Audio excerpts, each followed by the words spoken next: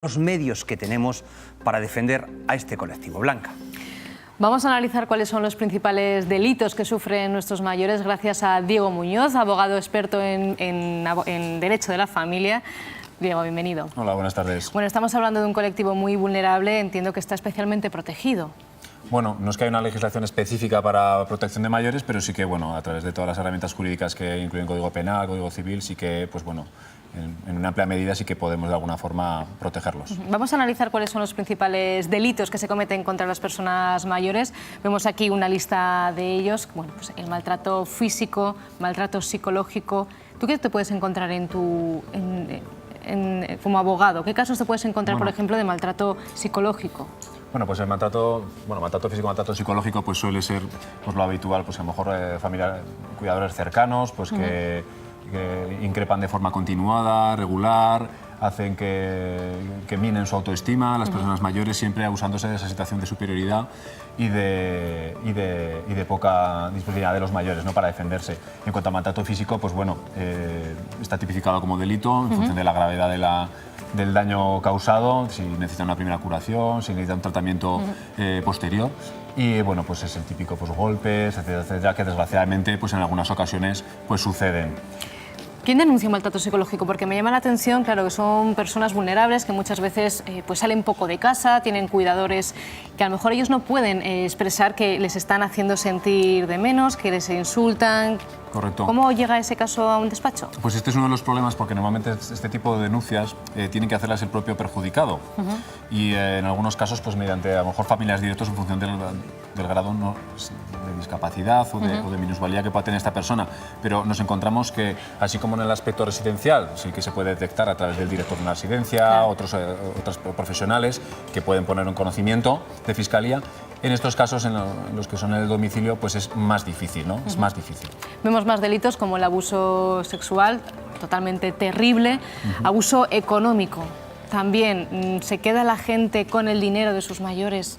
Sí, desgraciadamente encontramos ocasiones, bueno, pues en el tema que han comentado, del tema de los gerentes que habían hecho una apropiación indebida, pues lo cierto es que el dinero pues, es muy laminero y gente cercana o no tan cercana pues ven una oportunidad fácil, una persona desvalida, que tiene a lo mejor una cierta confianza en esas personas y se aprovechan sustrayéndoles el dinero sin que en muchos casos pues, ellos sean conscientes de que están siendo descapitalizados y de que están poniéndolos en una grave situación económica. Hablamos también de negligencia y dice incumplimiento de los deberes de los tutores. ¿Cuáles son esos deberes que establece la ley de los tutores de los mayores? Bueno, pues las obligaciones de cuando una persona la designan tutor de una persona incapaz, cuando se determina la incapacidad, pues es velar por sus intereses, proteger su patrimonio y velar por que esta persona esté en las mejores condiciones posibles. Vemos también el abandono o la inducción, abandonar el domicilio. Obligar a una persona mayor a ir a un centro o a una residencia, ¿puede considerarse un delito? Podría considerarse unas coacciones, el obligarlo. En estos temas a veces nos encontramos unas disyuntivas en las que a veces no está claro y para eso hay un procedimiento especial que se llama procedimiento de internamiento no voluntario, que es para aquellos casos en los que la persona mayor pues, es reticente a ir a una residencia, pero se detecta que realmente sí que necesita ese recurso, pues en ese caso hay un procedimiento judicial que se establece para ello. Y hablamos también del delito de vulneración de derechos, que imagino que un poco engloba todo lo demás. Correcto, recoger un poquito lo que hemos hablado anteriormente, bien sean de intimidad, maltrato, pues en fin, todo lo que hemos visto, pues hay que tratar de protegerlos. Estos son los delitos, pero evidentemente, afortunadamente, también tenemos una serie de herramientas para tratar de evitarlos en cierto modo. Hemos elegido algunas de ellas para que nos expliques de qué se tratan. Por ejemplo, el testamento vital, fundamental. Pues mira, el testamento vital es una figura que se recogió más específicamente en la legislación aragonesa y que tiene por finalidad que respetar la voluntad de esta persona cuando ella no se encuentra en capacidad de decidir por sí misma. El típico caso es pues, cuando ella está hospitalizada, por ejemplo, y no tiene ya medios, digamos, para subsistir, entonces está un poco relacionado al testamento vital con pues, donaciones de órganos, mantenimiento con la vida, que estaría un poco relacionado con la eutanasia ahí en el borde, y para estos casos. En cuanto al poder preventivo y la autotutela, pues estamos hablando de que una persona pues puede ir a un notario, hacer un poder y especificar quién quiere que sea la persona que le tutele a él para en caso de que él no se encuentre con la capacidad suficiente para designarla. ¿Y esto tiene que hacerlo la propia persona? Correcto. ¿No puede hacerlo alguien por él? No, tiene que ir a un notario, hacer un poder y especificar, pues yo quiero que en caso de que me sea incapacitado, pues que fulanito de tal o mi hijo o fulanito sea el que se encargue de mi tutela. No es que sea directamente vinculante para la decisión del juez, pero sí que es muy representativo y evidencia la voluntad de la persona que lo ha otorgado. Hablamos también del acogimiento de personas mayores, por ejemplo. Sí. Mira, el acogimiento de las personas mayores, pues bueno, es una figura que digamos que es una especie de simbiosis de beneficio mutuo, ¿no? Entonces, o bien una familia o bien varias personas mayores que se juntan para compartir un espacio y lo regulan, normalmente recomendable regularlo mediante un contrato, tanto las obligaciones como los derechos, las aportaciones que se hacen y las condiciones en las que se va a desarrollar ese acogimiento. Y por último, un término que desconozco, la hipoteca inversa y el contrato vitalicio. ¿A qué se refiere este punto? Pues mira, la hipoteca inversa es un producto bancario que lo que te permite es, en casos que no tienes liquidez, que no tienes dinero, que vas muy justo, pues lo que te permite es hipotecar tu casa, entonces el banco te va dando poquito a poco, cada mes, dinero respecto a esa casa. ¿Qué ocurre? Que esa casa cada día que pasa es más del banco. Y menos de la tuya, propiedad. pero te permite tener dinero para afrontar tu día a día. ¿Vale? Y lo que es el contrato vitalicio, pues es que tú le vendes la casa a un tercero y este tercero pues te va dando un dinero a cuenta. Y llegado el momento, pues se la adjudica.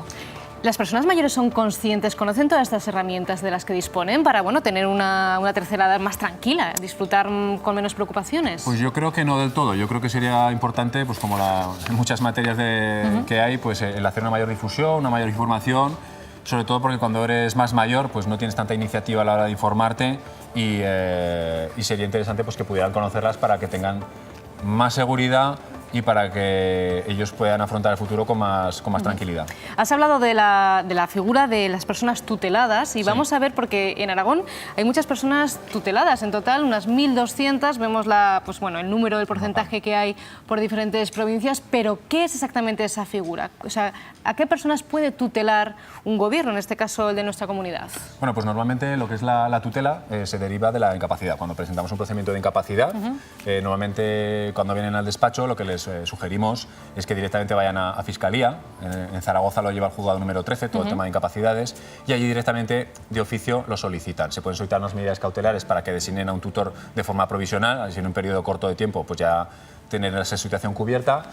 Y en el momento que tú declaras la incapacidad de una persona, tienes que nombrarle un tutor para que se haga responsable de esa persona.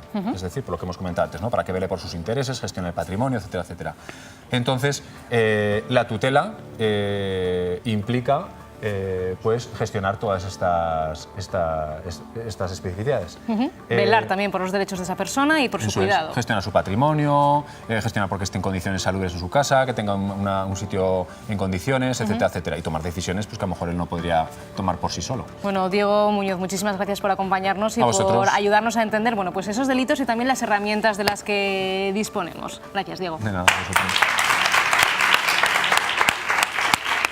Y entonces, usted puede aplaudir si quiere también, puede aplaudir todo lo que quiera, porque es que igual no